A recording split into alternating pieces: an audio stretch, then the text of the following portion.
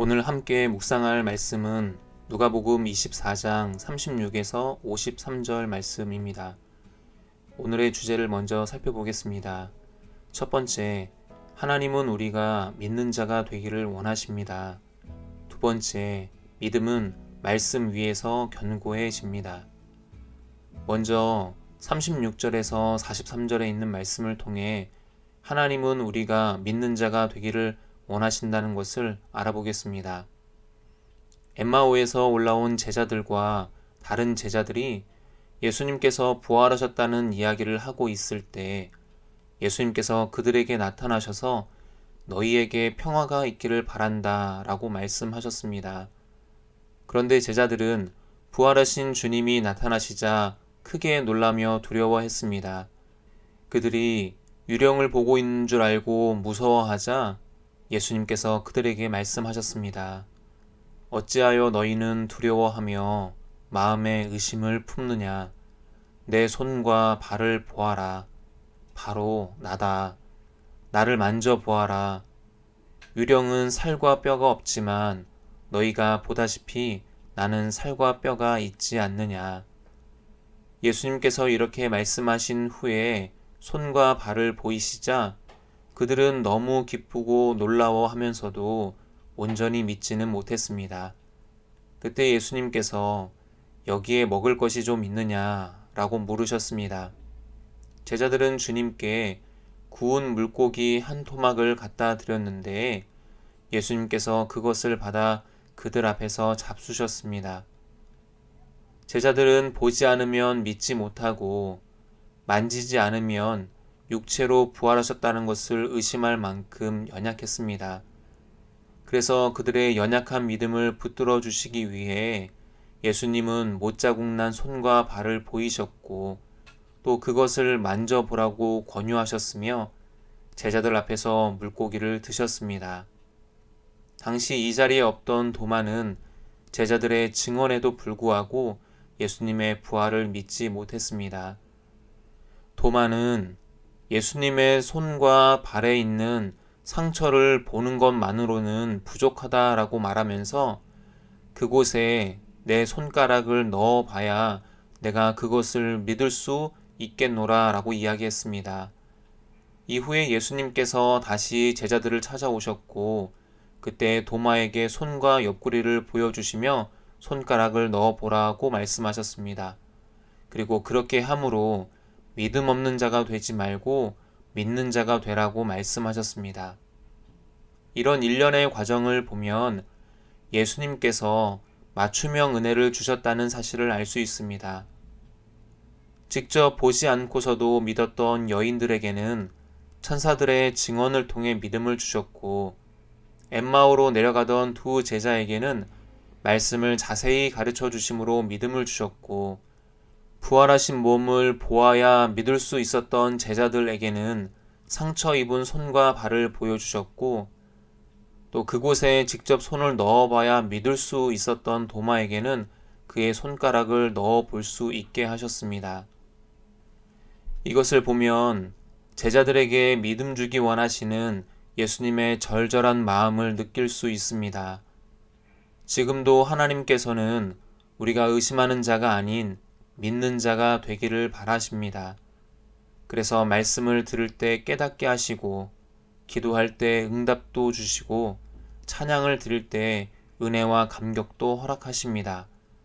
이 모든 것은 우리가 의심하는 자가 아닌 믿는 자가 되게 하시려는 하나님의 맞춤형 은혜입니다.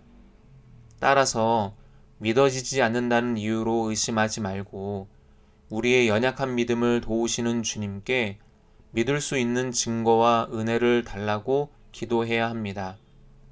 묵상을 위한 질문을 드리겠습니다. 요즘 나는 무엇 때문에 걱정하고 염려하고 있습니까? 문제가 해결되기에 앞서 믿음 주시기를 기도하고 있습니까? 두 번째, 44에서 53절 말씀을 통해 믿음은 말씀 위에서 견고해진다라는 것을 살펴보겠습니다. 제자들은 눈으로 본 이후에 예수님께서 부활하셨다는 사실을 믿었습니다. 이것도 귀하고 감사한 일이지만 이것으로는 충분하지 않았습니다. 예수님은 제자들이 보았기 때문에 믿는 사람이 아니라 보지 못했음에도 불구하고 믿는 복된 사람이 되기를 바라셨습니다. 그래서 이들에게 성경을 풀어서 자세히 설명해 주셨는데 그 이유는 하나님의 말씀은 우리 눈에 보이는 그 어떤 증거보다 더 확실한 증거이기 때문입니다. 예수님께서 그들에게 내가 전에 너희와 함께 있을 때 말하기를 모세의 율법과 예언서와 시편에 나를 두고 기록한 모든 일이 반드시 이루어져야 한다고 말한 것이 바로 이것이다 라고 말씀하시고 그들의 마음을 열어 성경을 깨닫게 해주셨습니다. 또한 그들에게 이렇게 말씀하셨습니다. 이렇게 기록되어 있다. 그리스도께서 많은 고난을 겪고 3일째 되는 날 죽은 사람들 가운데서 살아날 것이며 예루살렘으로부터 시작해 모든 민족에게 그의 이름으로 죄의 용서를 받게 하는 회개가 전파될 것이다. 너희는 이 일의 증인이다. 보아라, 내가 내 아버지께서 약속하신 것을 너희에게 보낸다. 그러므로 너희는 위로부터 오는 능력을 입을 때까지 예루살렘에 머물러 있어라. 이렇게 말씀하셨습니다. 그리고 예수님께서 제자들을 데리고 베다니 앞에까지 가시더니 거기서 두 손을 들어 그들을 축복하셨고 축복하시는 중에 그들을 떠나 하늘로 올라가셨습니다. 제자들은 예수님께 경배하고 크게 기뻐하며 예루살렘으로 돌아와 하나님을 찬양하며 계속 성전에 머물렀습니다.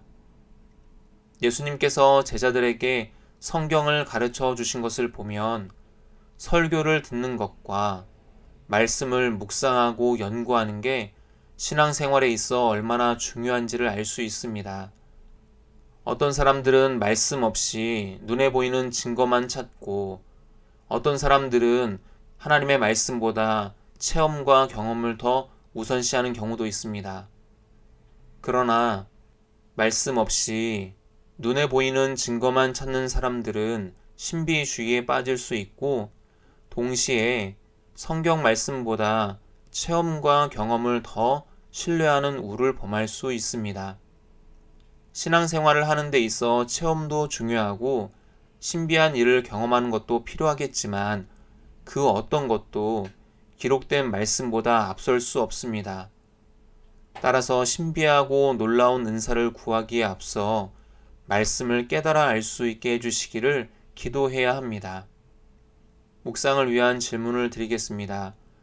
묵상하기 전에 하나님께서 친히 말씀을 가르쳐 주시고 깨닫게 해 주시기를 기도하고 있습니까?